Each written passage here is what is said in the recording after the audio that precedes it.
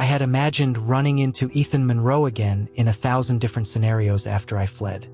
Maybe we'd cross paths years from now, successful in our own rights.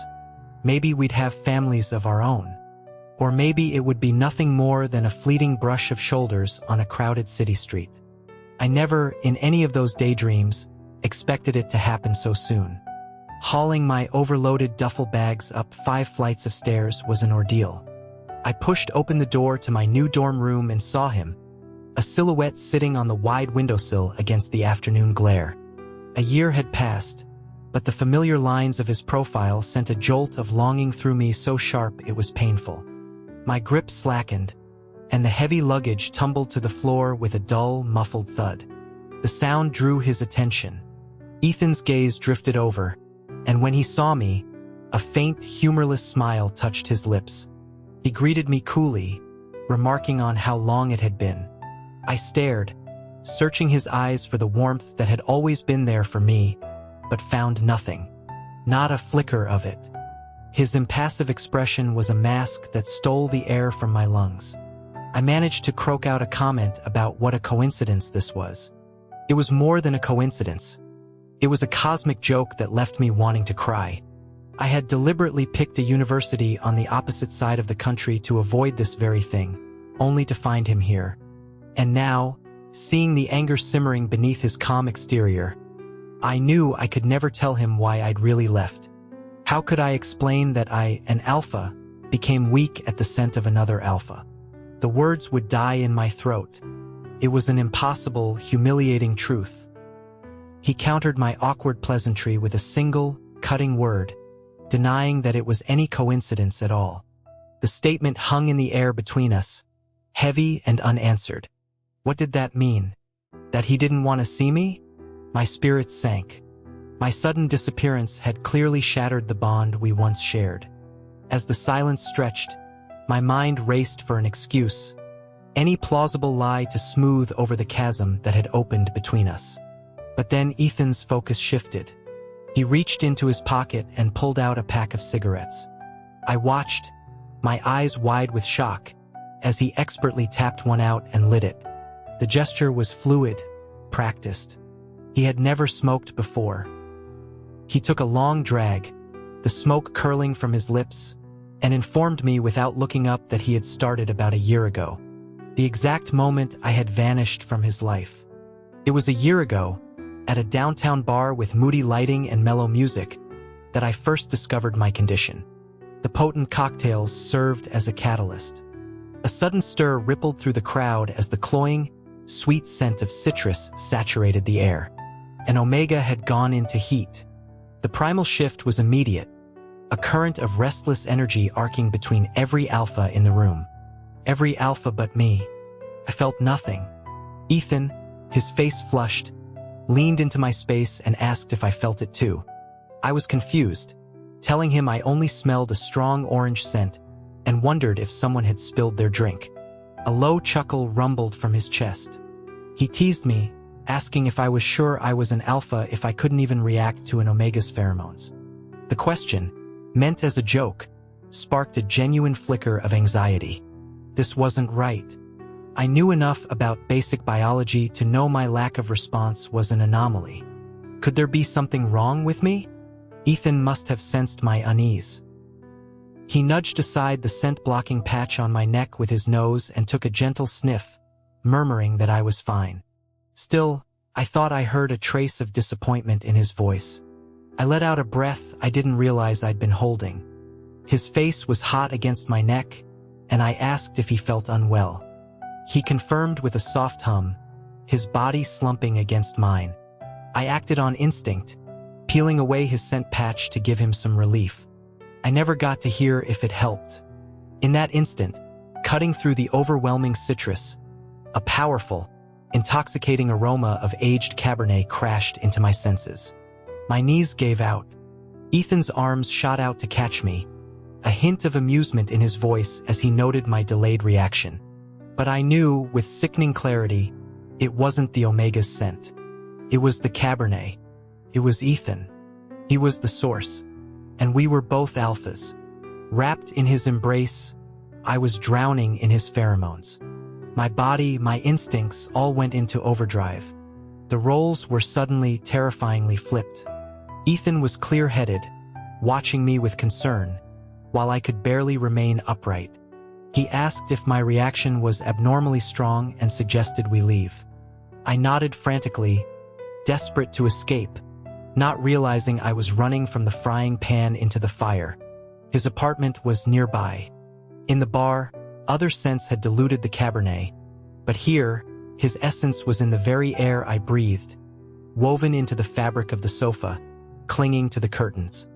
It was suffocating. I gasped, asking if he had any suppressants. His quick, simple no felt like a death sentence. In my haze, I heard his voice, low and rough around the edges, offering to help if the pain was too much. My mind screamed for him to get away from me, but my mouth couldn't form the words. The following morning, my body ached, but the memories of the night were crystal clear.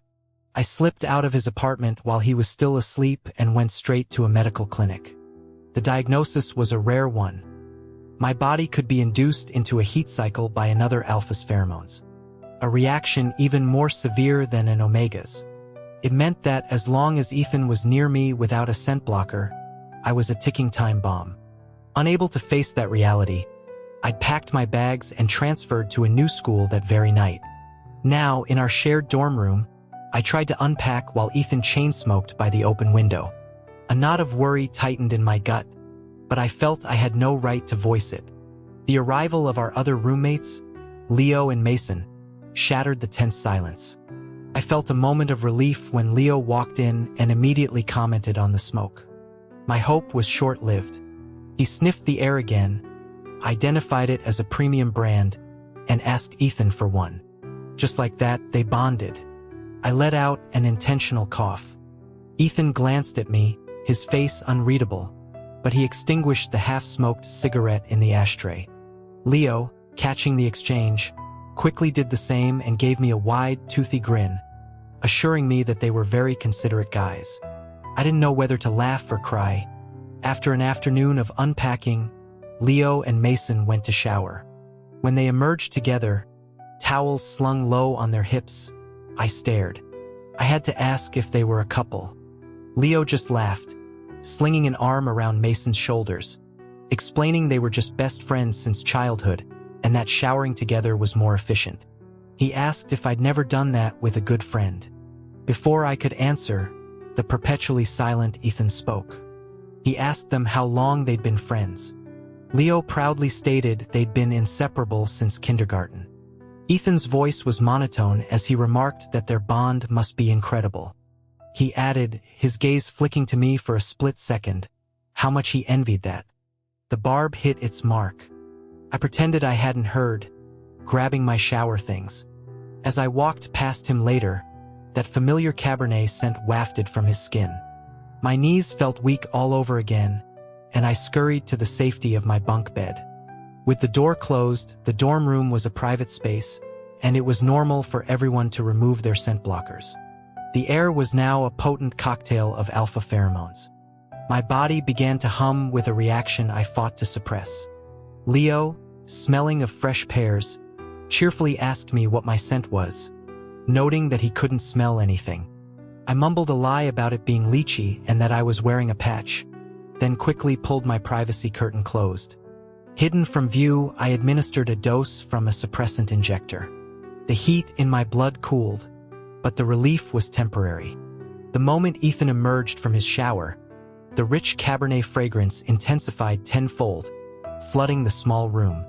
A low groan escaped my lips before I could stop it. The casual chatter in the room died. Ethan's voice cut through the sudden silence, asking me what was wrong. I forced the words out, claiming I was coming down with a cold. There was a pause. I braced myself for him to approach, to pull back the curtain. Instead, I heard the soft tread of his footsteps moving away as he climbed into his own bunk. I felt a pang of disappointment so sharp and unwelcome it startled me. The doctor had warned me the suppressants wouldn't work. He was right. I spent the rest of the night biting down on my pillow, stifling every sound as my body warred against itself. By morning, I was a wreck. Leo took one look at my pale, haggard face and declared that I looked like death. I knew I couldn't survive another night like that. Moving out was no longer an option. It was a necessity. I needed an excuse. In the middle of a mind-numbingly dull lecture, the solution presented itself. I overheard the couple in front of me, and Omega softly asking his alpha when they could move in together, as his heat was approaching. The idea struck me like lightning. It was perfect, unassailable. I would simply invent a relationship. Feeling brilliant, I allowed myself to drift off, my head eventually coming to rest on Ethan's shoulder. I woke with a start, pushing myself upright. His voice, stripped of its recent coldness, was soft with concern. He asked if I hadn't slept well. The sudden shift back to our old, easy dynamic was disorienting. I remembered all the times in high school when he'd let me use his shoulder as a pillow. My face grew warm at the memory, and I mumbled that I was just tired. He advised me to get more rest, his hand lifting as if to touch my cheek before he seemed to think better of it, diverting the gesture to smooth my sleep-tousled hair. Then, just as quickly, the warmth vanished. His expression became remote, and he announced he had to leave. Before I could process the whiplash, he was gone. I knew this cold distance was better than the disgust he would feel if he knew my secret, but the thought was little comfort. Unseen by me, from around a corner down the hall, a thin plume of cigarette smoke drifted into the air. That evening, I returned to the dorm armed with a fresh supply of suppressant patches and, as a last resort, sleeping pills. If I was unconscious, surely my body couldn't betray me. To my surprise, when Ethan came out of the shower, the overwhelming Cabernet scent was absent. Leo asked him about it, wondering why everyone suddenly preferred wearing the uncomfortable patches in their own room. Ethan's reply was dispassionate. He said his rut was approaching, and he didn't want to affect anyone. As he spoke, his eyes briefly met mine before he turned away. He told us all to have a good night. My blood ran cold. Could he possibly know? I quickly dismissed the thought. It had to be a coincidence. Still, his consideration granted me a reprieve. I could finally get a proper night's sleep. But I knew it was a temporary fix. I needed a more permanent solution. I spent the night thinking, and by morning I had a plan. Noah, a friend from the school I'd transferred to, would be my fake boyfriend. He was an alpha, but good-natured and would understand. I sent him a text explaining the situation, and he agreed without hesitation. A week later, I put my plan into action. I made the announcement on a Saturday while everyone was lounging in the room. I stated, as casually as I could, that I was in a relationship and would be moving out to live with my partner. Ethan, who had been scrolling on his phone, went completely still. It was Leo who reacted first, shouting in surprise and demanding to see a picture. I showed him a photo of Noah. Leo gushed about how cute he was and how lucky I was. Throughout the exchange, Ethan said nothing. His phone lay face down on his desk. He picked up a cigarette, not lighting it, just rolling it between his fingers. His gaze met mine across the room, and then he deliberately crushed the cigarette into the ashtray. A twisted, humorless smile spread across his face. He told me, his voice a low growl, that I was truly something else. The raw anger in his voice was more intense than I had anticipated. My silence only seemed to fuel his fury. He gave me a look so loaded with pain and resentment that it felt like a physical blow. Without another word, he stood up and walked out of the room. A knot of dread formed in my stomach. I had to follow him. I caught up to him in the empty hallway, calling his name to make him stop. He paused but kept his back to me. All the years we'd known each other, I had been the one to smooth his ruffled feathers when he was younger. He was the little brother I had to look after. But as we grew up, the roles reversed. He became the steady one, and I was the one who relied on him. This disease had poisoned everything. I reached out and grabbed the sleeve of his jacket, my voice pleading. I asked him why he was so angry, begging him to talk to me. He let out a short, bitter laugh. He turned, his eyes blazing with a dark fire as he looked down at me. He informed me, his voice tight with restraint, that he had been patient for a very long time. All I could do was offer a useless apology for upsetting him. He leaned against the wall as if his own anger was too heavy to bear. He rubbed his temples and then muttered, almost to himself, that I shouldn't have come after him, that he had been on the verge of giving up. I asked him what he meant, but he just shook his head. The fury seemed to drain out of him, replaced by a chilling resignation. He told me he would help me pack. The ride to my new off-campus apartment was suffocatingly quiet. I tried to fill the silence, babbling about how he should visit whenever he wanted, that there was a spare room if he ever needed to stay. He listened without a word, his intense gaze fixed on my lips. I finally trailed off, embarrassed by my one-sided conversation. As we pulled up to the building, he looked out the window and murmured something I barely caught, about how I should enjoy this happiness while it lasted. After we'd moved the last of my things inside, I suggested we get something to eat. "I'm not hungry," Ethan said, leaning against the doorframe with his arms crossed. He then asked when he would be arriving. I knew he meant Noah. I invented a date, telling him next week. A strange, predatory light gleamed in Ethan's eyes. He commented that this gave them plenty of time. I moved to open the front door, but the handle was stuck. It was locked. I turned around to see Ethan dangling my key from his index finger. "Looking for this?" he asked, a smirk playing on his lips. A cold dread washed over me. I suggested again that we go eat, my voice trembling slightly. He replied that he wanted to eat something else. And then it happened. The scent of Cabernet exploded in the confined space, a pheromonal bomb detonating right in front of me. It was too much, too close. My head swam, and my knees weakened. I bit my tongue, drawing blood, trying to stay lucid as I demanded he let me out. He didn't answer. I lunged for the key, but he was too quick. He sidestepped, his arms snaking around my waist, pulling me against him. That was it. The direct contact, the undiluted scent, shattered my remaining control. The last thing I heard before the world went dark was his low, triumphant whisper in my ear, asking if any Omega scent could possibly feel as good as his. He carried me to the bed. My body was no longer my own, completely under the sway of his pheromones. My hands fisted in his shirt, and I heard my own voice, needy and desperate, begging him to kiss me. A slow, cruel smile spread across his face. He told me that if I wanted it, I should take it myself. I pulled him down, my mouth seeking his, but he tilted his head back at the last second. My kiss landed on his jaw. I tried again and again, but he artfully dodged me every time. Frustrated and humiliated, I pushed him away and buried my face in a pillow. He wasn't finished with his game. He simply watched me, his expression unreadable, as I writhed in a silent agony of need.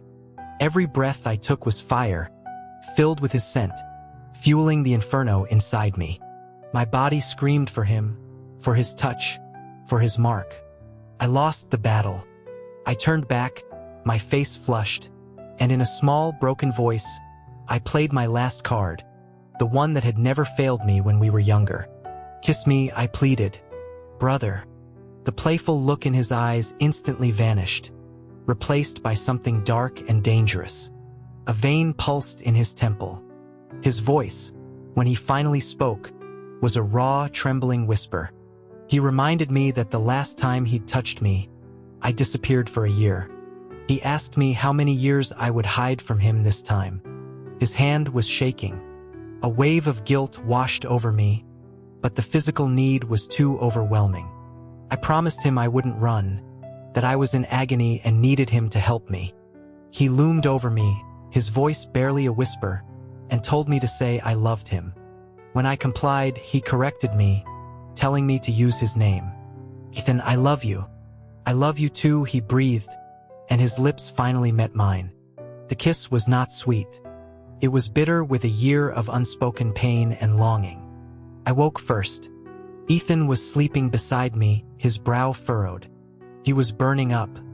In my pheromone-induced haze, my instincts had taken over. My teeth had marked his scent gland over and over. His neck was a mess of bruises. Mine was untouched. He was sick, his body fighting the introduction of a competing alpha pheromone. Guilt swamped me. I tried to slip out of bed to get him some fever reducers from my unpacked bags, but his hand shot out and clamped around my wrist. His voice was a groggy rasp. He muttered that he should have marked me to keep me from running.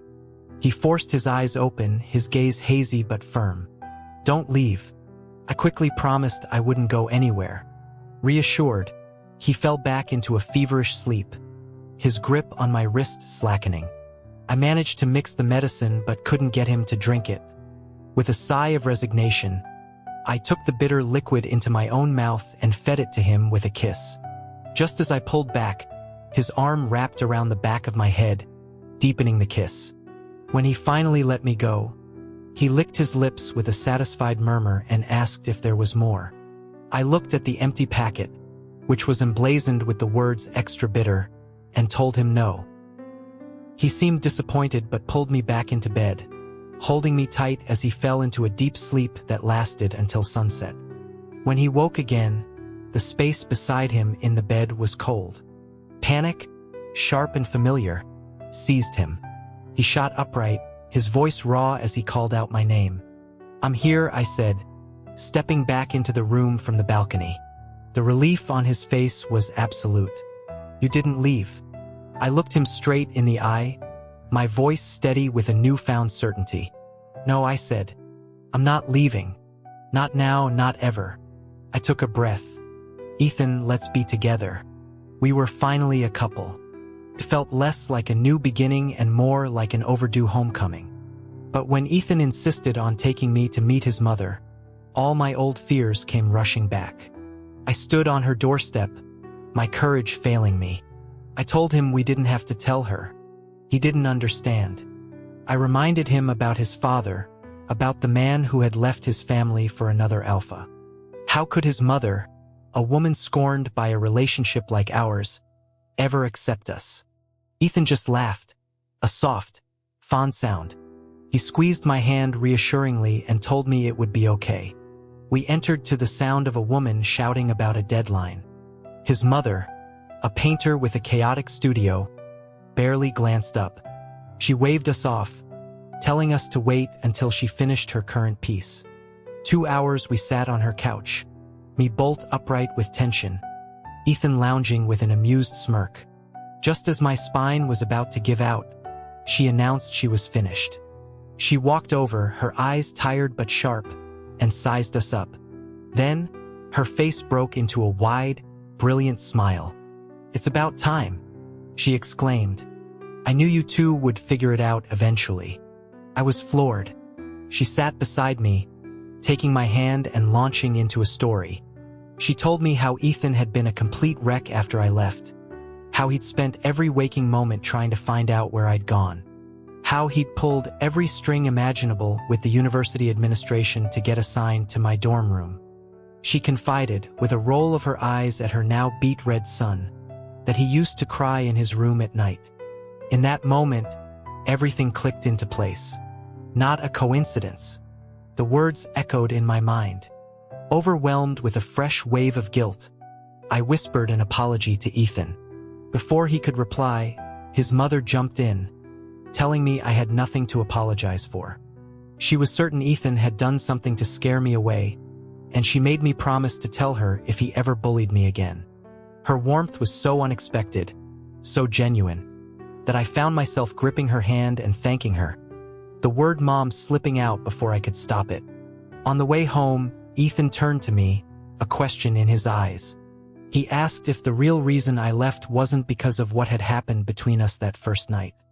I shook my head, admitting that it was never about that. It was about him, his father, and my fear of history repeating itself. He stopped walking and stared at me, a look of utter disbelief on his face.